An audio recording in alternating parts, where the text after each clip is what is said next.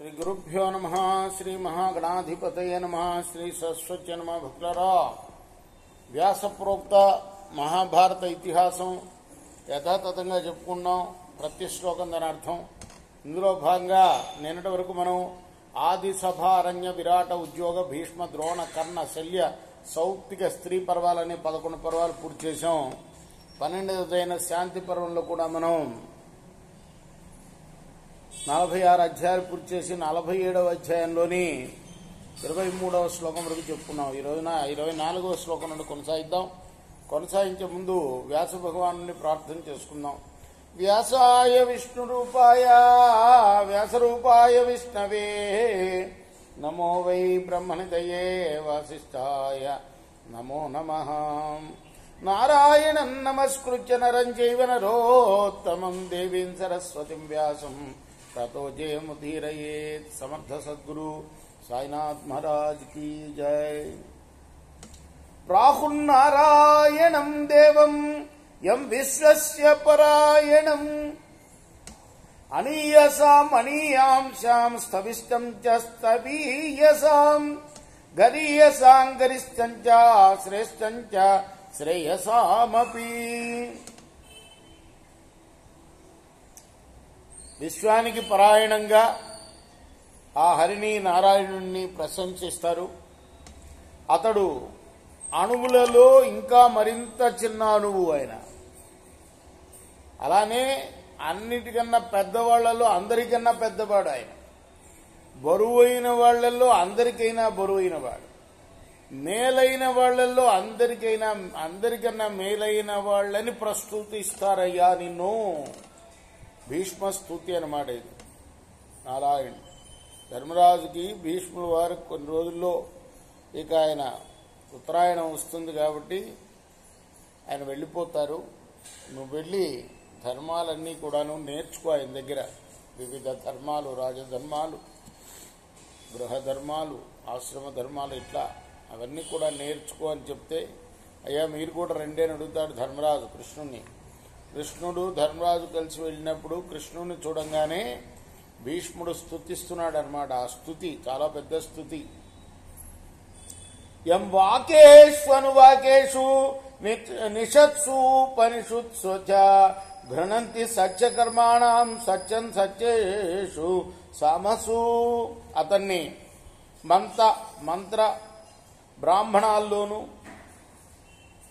దేవతా జ్ఞానం కలిగించే వేద మంత్రాల్లోనూ ఉపనిషత్తుల్లోనూ సత్యాలైన సమాధి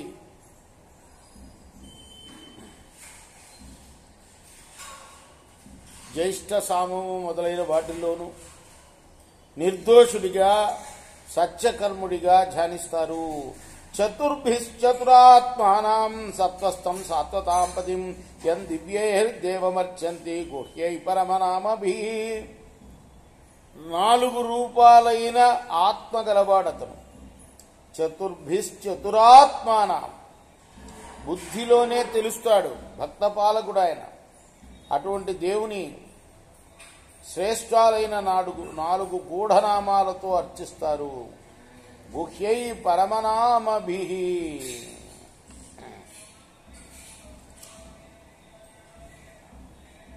ఏమిటా నామాలు మనకు తెలిసినవే.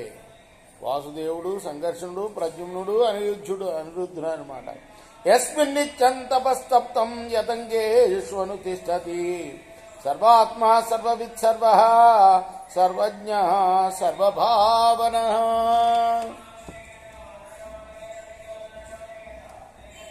తపస్సులన్నీ కూడాను నిత్యము ఆచరించబడేది ఆయన కోసమే. ఆ తపస్సు ఉండటం వల్లనే మన శరీరాల్లో అతడు నిలిచి ఉంటాడు.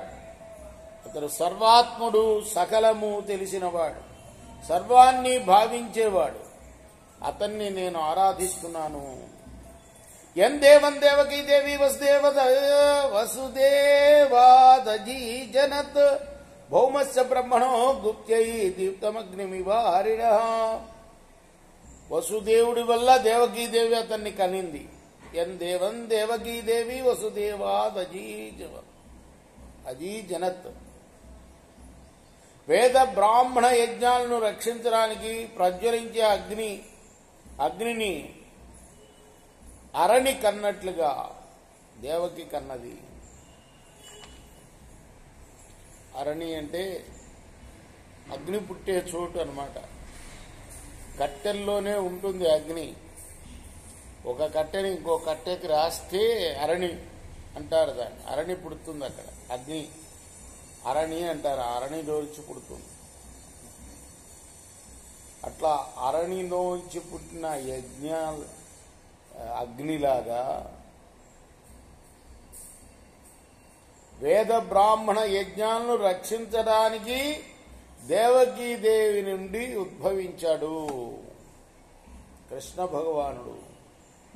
యమనన్యో వ్యపేతాసీ ఆత్మానం వీతకల్మషం దృశ్యానం ఛాయ గోవిందం పశ్చాత్మానమాత్మని అతివాయువ్యం ఇంద్రకర్మాణం అతి సూర్యాతి తేజసం అతి బుద్ధీంద్రియాత్మానం తం ప్రపద్యే ప్రజాపతిం.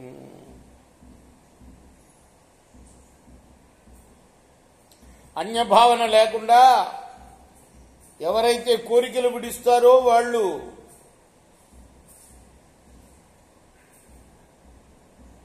కల్మష స్పర్శ లేని గోవిందుణ్ణి సూక్ష్మ దృష్టితో మోక్షం కోసం తన ఆత్మలోనే దర్శిస్తాడు. వాయువుని ఇంద్రుని మించిన శక్తి కలిగి, సూర్యుని మించిన తేజస్సు కలిగి, బుద్ధికి ఇంద్రియాలకు దేహానికి మించిన స్థితి గల ప్రజాపతిని నేను శరణు వేడుతున్నాను. పురాణే పురుషం ప్రోక్తం బ్రహ్మ ప్రోక్తం యుగాజు క్షయే సంకర్షణం ప్రోక్తం ఉపాస్మహే. పురాణంలో పురుషుడని, యుగారంభంలో బ్రహ్మమని, యుగాంతంలో సంకర్షుడని పిలువబడే ఉపాస్య దైవాన్ని నేను ఉపాసిస్తున్నాను.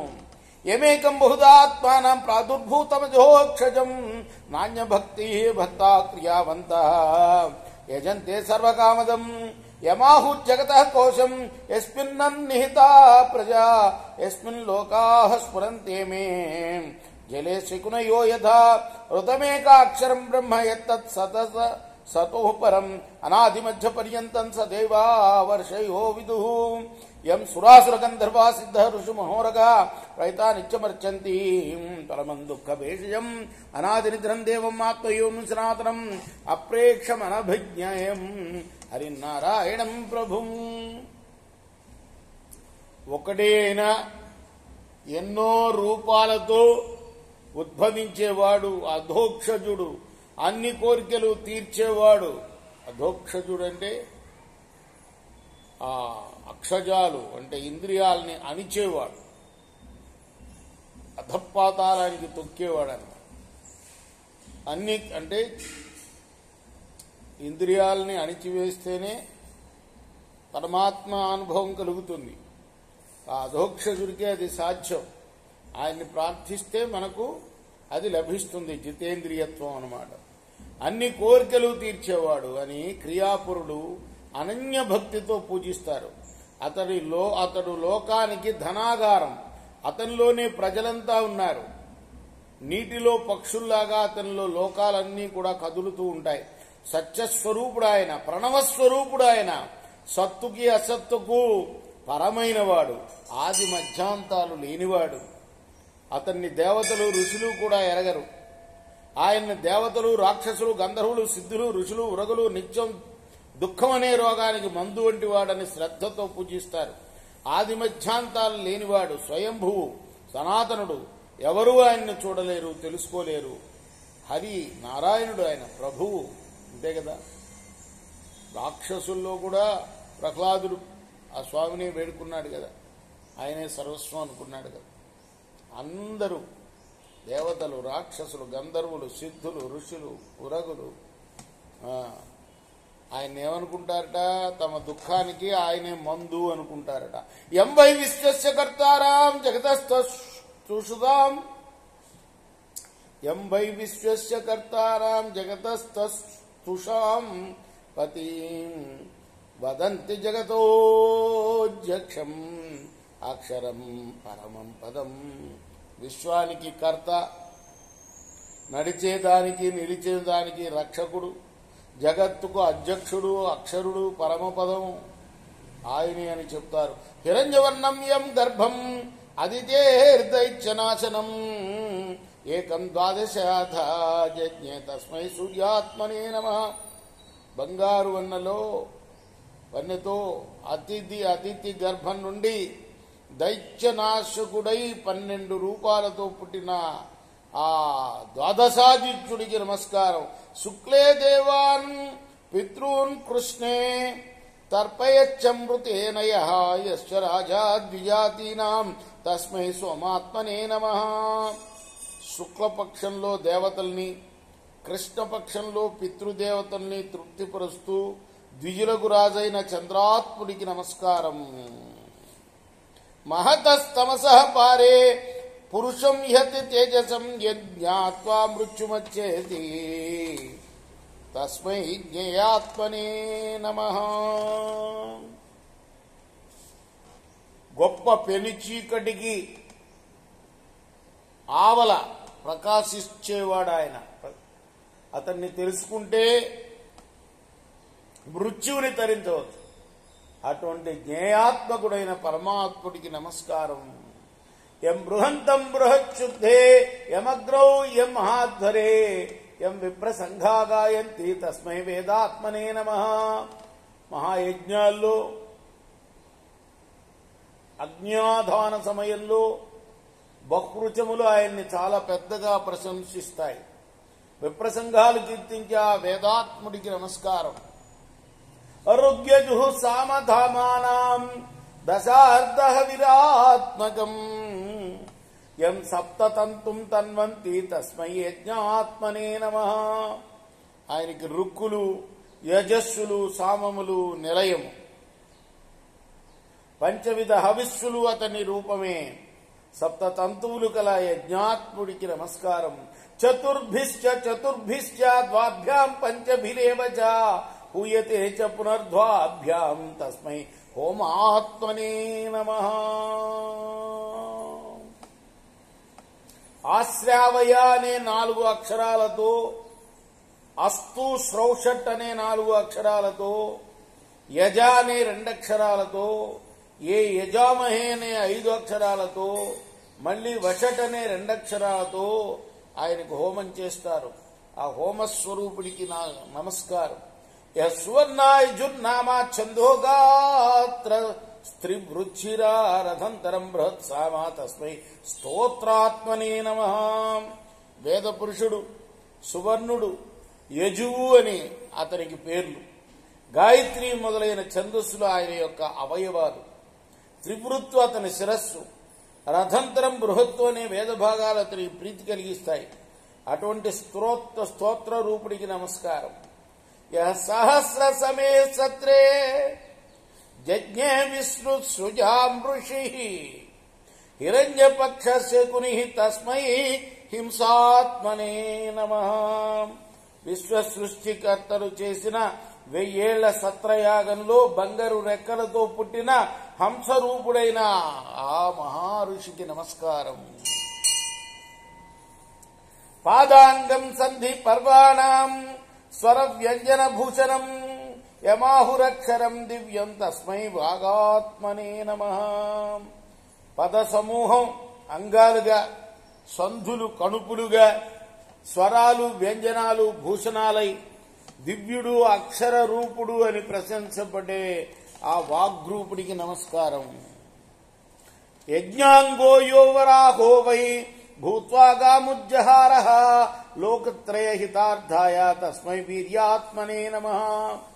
యజ్ఞ శరీరుడైన వరాహమై లోకహితం కోసం భూమిని ఉద్ధరించిన ఆ వీర్యాత్ముడికి నమస్కారం. యస్యేతే యోగమాస్తాయ పర్యంకే నాగభూషితే ఫణాసహస్రరచితే తస్మై నిద్రాత్మనే నమః. పాములు అలంకారంగా గలవాడు. 1000 పడగల సేనం మీద యోగ నిద్రపోయేవాడు. ఆ స్వరూపుడికి, ఆ మహానుభావుడికి నమస్కారం.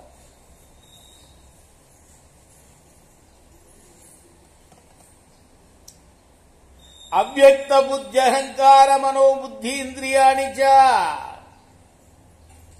తన్మాత్రాన్ విశేషాశ్చ తస్మై తత్వాత్మనే నమః.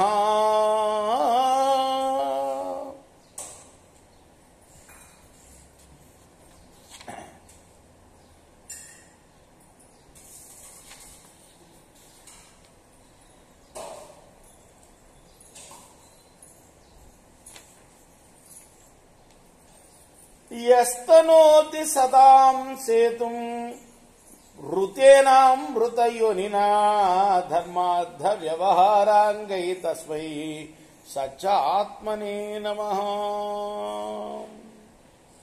మోక్ష కారణమైన వేదోపాయం చేత ధర్మార్థ వ్యవహారాలనే అంగాలతో సత్పురుషులకు సేతువు నిర్మించిన ఆ సత్యాత్ముడికి నమస్కారం. యం పృథక్ ధర్మచరణ పృథక్ ధర్మఫలైషిణ పృథక్ ధర్మై సమర్చంతి తస్మై ధర్మాత్మనే నమః. వేర్వేరు ధర్మపాదాలతో వేర్వేరు ధర్మ స్వరూపాలతో వేర్వేరు ధర్మ ఫలాలను కోరేవారు అర్చించే ఆ ధర్మస్వరూపుడికి నమస్కారం. యతః సర్వే ప్రసూయంతే హ్యసంగాత్మాంగదేహినః ఉన్మాదః సర్వభూతానాం తస్మై కామాత్మనే నమః. కామమయ శరీరాలు కలవారి వల్ల ప్రాణులన్నీ జన్మిస్తున్నాయి. వాని వల్లనే సర్వభూతాలకు ఉన్మాదం కలుగుతున్నది. అటువంటి ఆ కామాత్ముడికి నమస్కారం. యంచ వ్యక్తస్తమవ్యక్తం విచిన్వంతి మహర్షయః క్షేత్రే క్షేత్రజ్ఞమాసీనాం తస్మై క్షేత్రాత్మనే నమః. మహర్షులు తమ దేహాల్లోనే ఆ అవ్యక్తుణ్ణి గుర్తిస్తారు. తమ బుద్ధిలో నిలిచిన క్షేత్రజ్ఞుడు ఆయనేనని తెలుసుకుంటాడు. అటువంటి ఆ క్షేత్రజ్ఞుడికి నమస్కారం. యంత్రిధాత్మానమాత్మస్థం వృతం షోడశిభిర్గుణై ప్రాహు సప్తదశం సాంఖ్య తస్మై సాంఖ్యాత్మనే నమః.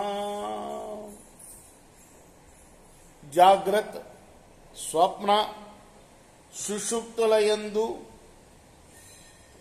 స్వరూపంతో ఉన్నా కూడా ఆత్మను 16 గుణాలతో చుట్టిన 17వ స్వరూపంగా సాంఖ్యులు ఆయన్ని చెప్తారు. ఆ సాంఖ్యాత్మునికి నమస్కారం. షోడశ గుణాలు అంటారు. పంచ కర్మేంద్రియాలు, పంచ జ్ఞానేంద్రియాలు, పంచభూతాలు, మనస్సు, ఇవి 17. మరి 16 షోడశ అంటే 17వ వాడు ఎవరయ్యా అంటే ఈయనే పరమాత్మ. అన్నిటినీ కంట్రోల్లో ఉంచేవాడు. ఈ పంచ కర్మేంద్రియాలు,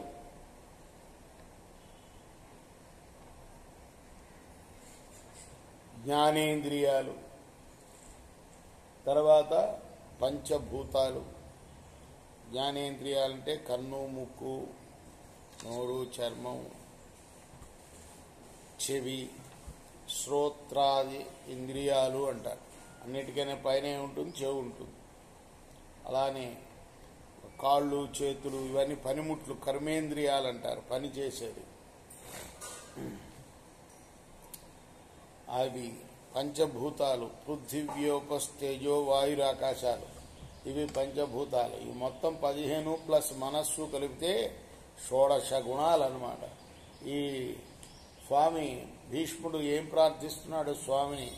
అసలు ఆయన ప్రార్థన చేయందంటూ ఎక్కడా లేదనమాట. ఎంతో పెద్ద 108 శ్లోకాలతో స్వామిని స్తుతిస్తున్నాడు. ఎవరు? భీష్ముడు వారు. కృష్ణుణ్ణి చూడంగానే ఇంకా ఎంత వర్ణన, ఆయన్ని ఎంతగా చూశాడో, విశ్వరూపుడుగా చూసి పూజిస్తున్నాడు అనమాట.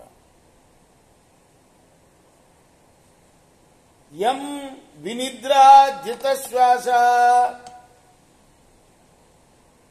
సత్వస్థా సంయతేంద్రియా జ్యోతి పశ్యంతి యుంజానా తస్మై యోగాత్మనే నమః. నిద్రను జయించి శ్వాసను నిలిపి సత్వస్థులై సత్వగుణంతో ఇంద్రియాలను వశపరుచుకొని యోగ నిర్వహణం చేస్తూ యోగులు చూచే జ్యోతిస్వరూపుడైన ఆ యోగాత్ముడికి నమస్కారం. అపుణ్యపుణ్యోపరమే ఎం పునర్భవ నిర్భయ శాంత సన్యాసినో యాంతి తస్మై మోక్షాత్మనే నమః. పాపపుణ్యాలు శమించి పునర్జన్మ అనే భయం లేని శాంతులైన సన్యాసులు ఎవరిని చేరుతారో అదుగో ఆ మోక్ష స్వరూపుడికి నమస్కారం.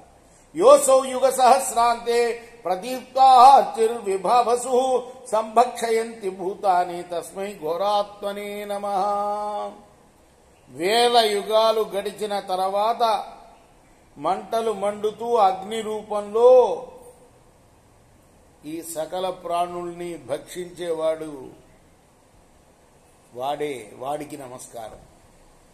ఎవరైనా విష్ణుమూర్తి ఎదురుగుండా ఉన్న కృష్ణ స్వరూపంలో ఉన్న విష్ణుమూర్తిని ప్రార్థిస్తున్నాడనమాట. సంభక్ష సర్వభూతాన్ని కృత్వా చైకాన్నవం జగత్ బాలః స్వపితి యశ్చైక తస్మై మాయాత్మనే నమః. అన్ని ప్రాణుల్ని భక్షించి, అంటే సృష్టించేది ఆయనే, భక్షించేది ఆయనే అనమాట. ఏమంటాడు అప్పుడు? మొత్తం భక్షించి హాయిగా కడుపులో పెట్టుకొని చిన్న బాలులాగా పాల సముద్రంలో ఒక మర్రి ఆకు మీద పడుకుంటాడు. ఆయనకి నమస్కారం. తద్వస్యనాభ్యాం సంభూతం యస్మిన్ విశ్వం ప్రతిష్ఠితం పుష్కరే పుష్కరాక్షస్య తస్మై పద్మాత్మనే నమః. కమలాక్షుడైన విష్ణుమూర్తి నాభికమలంలో విశ్వమంతా జనించింది. అందులోనే స్థిరంగా నిలుస్తుంది అది. ఆ పద్మస్వరూపుడికి నమస్కారం. సహస్ర శిరసే చైవ పురుషాయామితాత్మనే చతుసముద్ర పర్యాయ యోగ నిద్రాత్మనే నమః. అనంతమైన శిరస్సులు, అలానే అనంతమైన ఆత్మలు కలిగి 4 సముద్రాలు ఏకాన్నమైనప్పుడు యోగ నిద్రను పొందే ఆ యోగ నిద్రాత్ముడికి నమస్కారం. యస్య కేశేషు జీమూతాః నజ్జః సర్వాంగ సంధిషు కుక్షౌ సముద్రాశ్చత్వారః తస్మై తోయాత్మనే నమః. అతని శిరస్సున మేఘాలు, అన్ని అంగసంధుల్లో నదులు ఉన్నాయి, కడుపులో 4 సముద్రాలు ఉన్నాయి. అటువంటి తోయాత్ముడికి నమస్కారం. తోయం అంటే నీళ్లు అన్నమాట. యస్మాత్ సర్వా ప్రసూయంతే సర్గ ప్రళయ విక్రియా యస్మిశ్చైవ ప్రళీయంతే తస్మై హేత్వాత్మనే నమః.